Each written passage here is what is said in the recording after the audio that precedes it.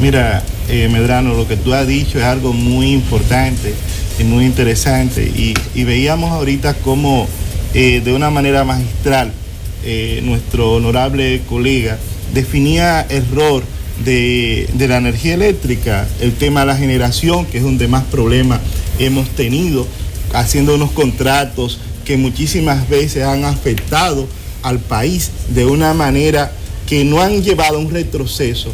Hoy, donde la modernidad es necesaria a través de un país tener energía eléctrica, Tobías, y tú mencionabas las tres aristas: la generación, la transmisión y lo que es la comercialización y distribución.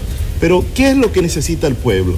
Ahora estamos hablando de un pacto eléctrico, pero el gobierno ha dado a conocer ese pacto eléctrico.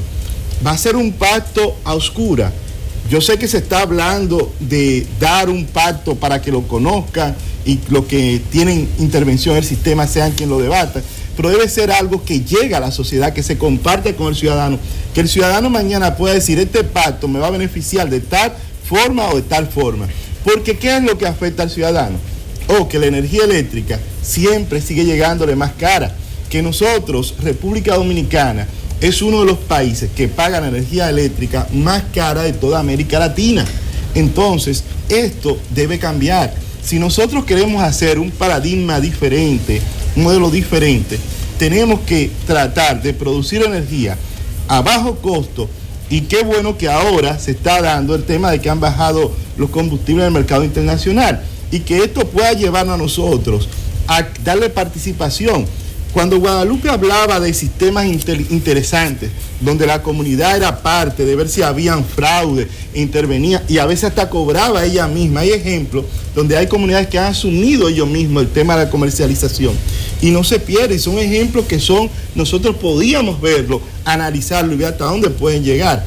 Pero aquí pasa algo, ese 3% que también mencionaba Guadalupe, ese 3% que los ayuntamientos deben recibir, hay una compensación que también los ayuntamientos le cobran las compañías eléctricas, y es todas las luminarias que están en la calle. Y tú miras las luminarias que están dando servicio. Por poner un ejemplo, a mí me tocó hacer ese censo. La mayoría de las luminarias está apagada, pero esas compañías de comercialización y administración la están cobrando estando apagada. Es decir, no hay algo transparente donde los ciudadanos y ciudadanas puedan ver que la factura energética pueda bajar y puedan tenerla a un correcto precio. El tema con la electricidad es un tema muy difícil, porque yo creo que se ha roto un principio general, ustedes que son honorables legisladores del país, y es que el Estado debe legislar para la mayoría, no para la minoría. Por ejemplo, hay una arista. Ustedes han hablado de producir energía, distribuir energía, comercializarla, cobrarla. Pero todos hemos visto durante los últimos 4 o 5 años, luego de la aprobación de una ley que tiene que ver con la penalización del uso ilegal o el robo de la luz, ¿qué resulta? Que, como bien decía el amigo Medrano, que aprovecho la ocasión para felicitarlo, porque hoy está haciendo eso de desdoblarse uno, de dejar de ser él hoy periodista para ser un expositor de aquí, y qué bien lo ha hecho. Y un aspirante alcalde. Gracias. Aspirante alcalde, su pueblo debe sentirse muy orgulloso de usted, que lo hace muy bien, y es un orgullo de la generación que componemos ambos. Y un orgullo de CDN. Igual que nosotros, ¿verdad? Porque ahí ya con CDN todos tomamos un poquito. CDN es la casa, es la familia. Así es, todos somos CDN. Entonces, ¿qué resulta? Y el debate bastante interesante, porque esta ecuación, con no solo distribuirla, comercializarla, sino que ahora usted le llega una factura, como yo vi hoy una persona que fue con una factura, de ese histórico de la factura, como decía Medrano, trae unas barritas. Entonces hay un promedio de ese cliente, de cualquiera de las 3 EDES, en este caso EDESUR, un promedio de 13,000 pesos con una barrita que indica lo que él consume. EDESUR le envía una factura que le llega de 18,000. El dominicano comúnmente tiende a no calcular 18 y 12 implica un aumento de un 33% en su factura. Porque usted toma lo que usted paga, lo divide como unidad de 100 y usted divide eso a ver cuánto es el aumento. Si usted paga 10,000 pesos y le llegó de 11, le aumentó un 10. Si usted paga 10,000 pesos y le llegó de 13, le aumentó un 30. Usted va haciendo su cálculo ahí. Ese señor pagó su 18 para evitarse las reclamaciones que nunca tienen respuesta. Le llegó una de 50,000. Cuando llega la brigada viene dos muchachos que son subcontratados de una de las 3 EDES, le quita el contador y le dice, no, usted tiene un consumo, es que usted lo tiene ahí. Pero él tiene todo lo que tenía, sus 3 abaniquitos, sus cositas. Cuando resulta que ellos entienden que él tiene un consumo distinto, y lo que yo estoy diciendo aquí lo estoy narrando para que el dominicano entienda que todos estamos en la misma situación. Le llega una brigada de militares a ese señor en una empresa, como si él fuera un delincuente. Lo primero es que el daño que se le hace a esa empresa, eso es irreparable. Porque donde se parquea una camioneta de esa llena de militares, se llevan presos con un fiscal que está ahí, un fiscal del pueblo dominicano. Se legisla para la mayoría. El Ministerio Público representa a la sociedad. Entonces, ¿qué resulta? Que ese fiscal que usted y yo estamos pagando con nuestro dinero se convierte en un abogado de una EDE, de cualquiera de las 3. Y a ese ciudadano dominicano que con sus impuestos soporta el sistema, entonces ese fiscal se convierte en un verdugo de él. Y se lo lleva a una oficina que está en la Gustavo Mejía Ricard ahí. Y ahí le dice a ese ciudadano que él está ahí para hacerle una pregunta. El tipo está preso.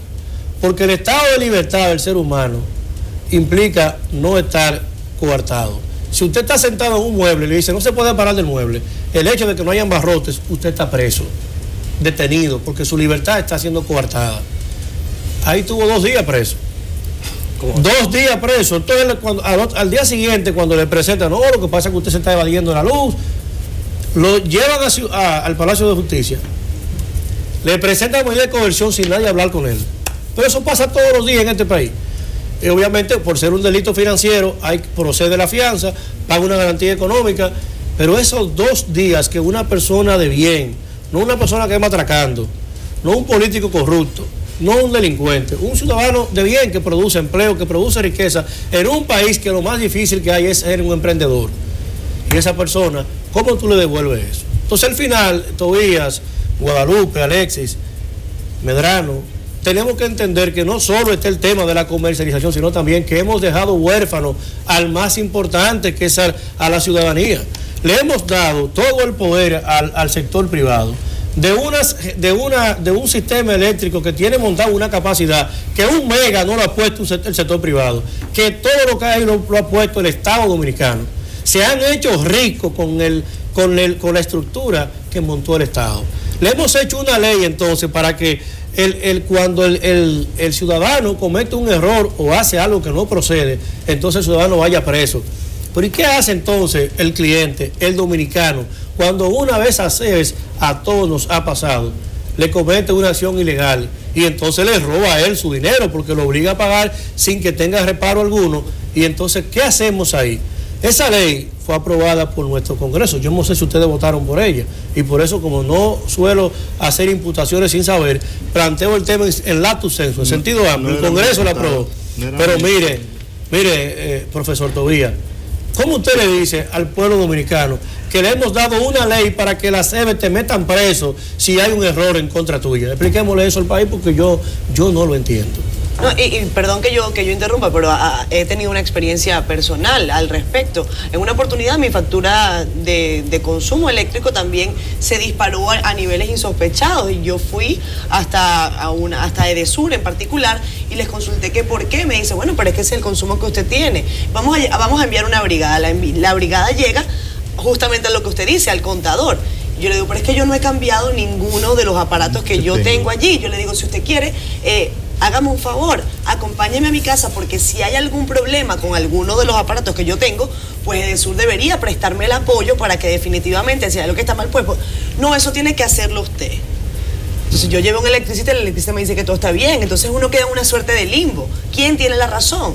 y cómo se dirimen este tipo de situaciones. Yo estoy segura que no es un caso particular, que eso le pasa a muchísima gente, como usted lo decía. Por eso lo expliqué. Oye, parece que vamos a tener que hacer una encuesta, porque Así creo es. que aquí tenemos 3 que hemos sido afectados por la misma situación. Así es.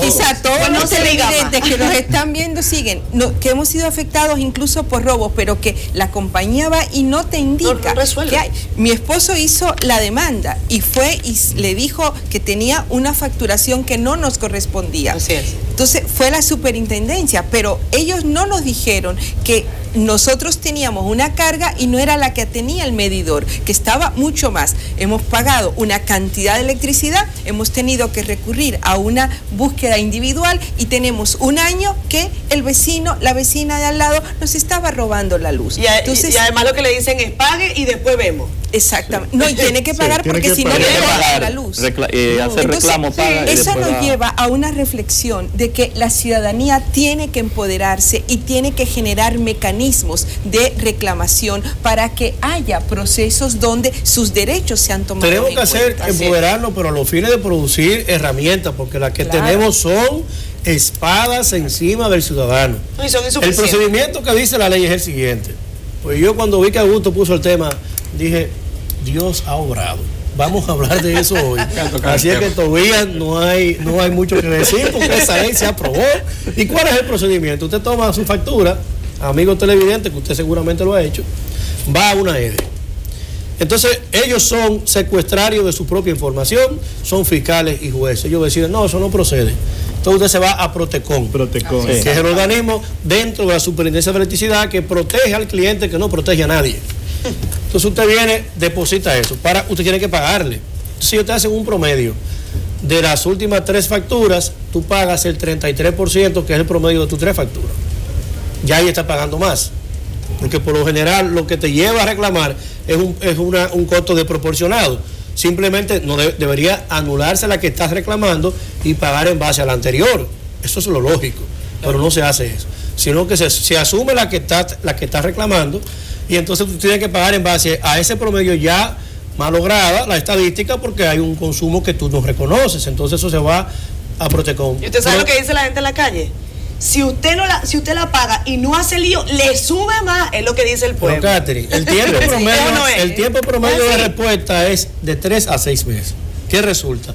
Le fallaron en contra como al 92% que va. Yo sé lo que le estoy diciendo, entren y búsquenlo en el portal. La ley te da un recurso de reconsideración, que es el homólogo a la apelación. Entonces ese se toma de 3 a 6 meses más. Tú te ganaste un año. Ay, pero ¿qué pasa? Al año viene la segunda resolución ya que no hay más, que es conclusiva. Entonces tú tienes que pagarla porque ya no hay otro espacio. Entonces al final, ¿dónde está el mecanismo real de respuesta para el ciudadano? Pero si ellos hacen lo contrario, ¿qué es lo que están haciendo? Viene una brigada con militares, señores, eso es una locura. Militares a defender el cobro de un sector, de un negocio privado. Porque la generación es del Estado, pero la comercializa una empresa privada y se la echa en los bolsillos una empresa privada, que si el Estado se atrasa le apaga el país. Entonces cuando le cobra irregularmente al dominicano, le llega una brigada de militares, de nuestros militares, que en Pedernal habían 2, en una camioneta de Sura hay 17. Es una irracionalidad. Entonces, ¿cómo está el orden de la ecuación en la espiral de protección del consumidor, que al final es el ciudadano, que es el que alimenta la distribución, la comercialización, porque al final es el que paga? Y la función del Estado es defender al ciudadano.